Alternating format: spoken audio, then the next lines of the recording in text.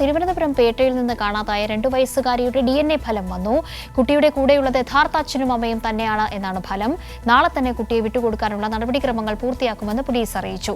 അതേസമയം പ്രതി ഹസൻ കുട്ടിയെ റിമാൻഡ് ചെയ്തിട്ടുണ്ട്. VS അനുരാഗ് ഇപ്പോൾ തിരുവനന്തപുരത്ത് നിന്നും സമഗ്ര വിവരങ്ങളുമായി ചേരുന്നുണ്ട്. അനുരാഗ്, ഒടുവിൽ ഈ കുഞ്ഞിന്റെ അച്ഛനും അമ്മയും തന്നെയാണ് ഒപ്പമുള്ളത് എന്നത് DNA ഫലത്തോടൊപ്പം തന്നെ മനസ്സിലായിരിക്കുന്നു. ഒപ്പം തന്നെ ഈ പ്രതിയുമായി ബന്ധപ്പെട്ട് ഇപ്പോൾ പുരോഗമിക്കുന്ന നടപടിക്രമങ്ങൾ എങ്ങനെയാണ്?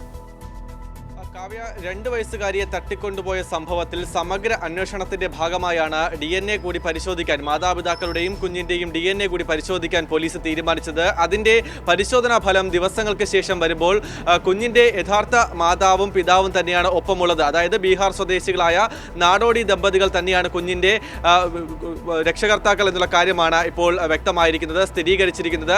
അതുകൊണ്ട് തന്നെ ഇപ്പോൾ CWCയുടെ സംരക്ഷണത്തിലുള്ള കുഞ്ഞിനെ വിട്ടുകൊടുക്കാൻ, ഈ കുടുംബത്തിന് വിട്ടുകൊടുക്കാൻ യാതൊരു തടസ്സവുമില്ല എന്നുള്ള കാര്യമാണ് പോലീസ് ഇപ്പോൾ വ്യക്തമാക്കുന്നത്. ഇതിനുള്ള നടപടിക്രമങ്ങൾ ആരംഭിച്ചിട്ടുമുണ്ട്. കഴിയുമെങ്കിൽ നാളെ തന്നെ കുഞ്ഞിനെ വിട്ടു നൽകാനാകും എന്നുള്ള കാര്യമാണ് പോലീസ് ഇപ്പോൾ വ്യക്തമാക്കുന്നത്. അതിനൊപ്പം തന്നെ കുഞ്ഞിനെ തട്ടിക്കൊണ്ടുപോയ പ്രതി ഹസൻ കുട്ടിയെ ഇന്ന് കോടതിയിൽ ഹാജരാക്കി റിമാൻഡ് ചെയ്തിട്ടുണ്ട്. 14 ദിവസത്തേക്കാണ് പ്രതിയെ റിമാൻഡ് ചെയ്തത്. നാളെ തന്നെ കസ്റ്റഡി അപേക്ഷ, പ്രതിയെ കസ്റ്റഡിയിൽ വാങ്ങാനുള്ള അപേക്ഷ പോലീസ് നൽകുമെന്നാണ് അറിയിച്ചിരിക്കുന്നത്. അങ്ങനെയാണെങ്കിൽ ഈ കസ്റ്റഡിയിൽ ലഭിച്ചാൽ ഉടൻ തന്നെ വിശദമായ ചോദ്യം ചെയ്യലും തെളിവെടുപ്പും പൂർത്തിയാക്കേണ്ടതുണ്ട്. തെളിവെടുപ്പ് ഈ കുഞ്ഞിനെ തട്ടിക്കൊണ്ടുപോയ ചാക്ക ഓൾ സയൻസ് കോളേജ് പരിസരത്തും അതിനൊപ്പം കുഞ്ഞിനെ ഉപേക്ഷിച്ച് കടന്നു കളഞ്ഞ ബ്രഹ്മോസിന് പുറകിലെ റെയിൽവേ ട്രാക്ക് പരിസരത്തുമായിരിക്കും ഈ തെളിവെടുപ്പ് നടത്തുക. അതിനൊപ്പം വിശദമായി തന്നെ ചോദ്യം ചെയ്യേണ്ടതുണ്ട്.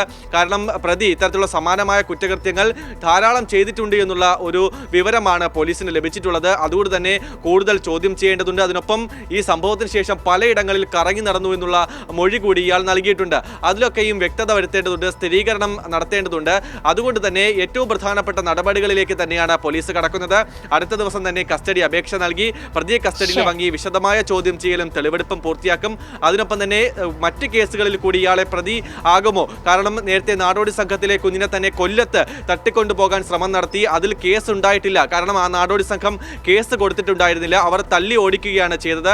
അതിലടക്കം പുനർപരിശോധന ഉണ്ടാകുമെന്ന കാര്യം കഴിഞ്ഞ ദിവസം സിറ്റി പോലീസ് കമ്മീഷണർ വ്യക്തമാക്കിയിട്ടുണ്ടായിരുന്നു. അങ്ങനെ നിരവധി കേസുകളിൽ കൂടി ഇയാൾ പ്രതിയാകാനുള്ള സാധ്യത കൂടി കാണുന്നുമുണ്ട്.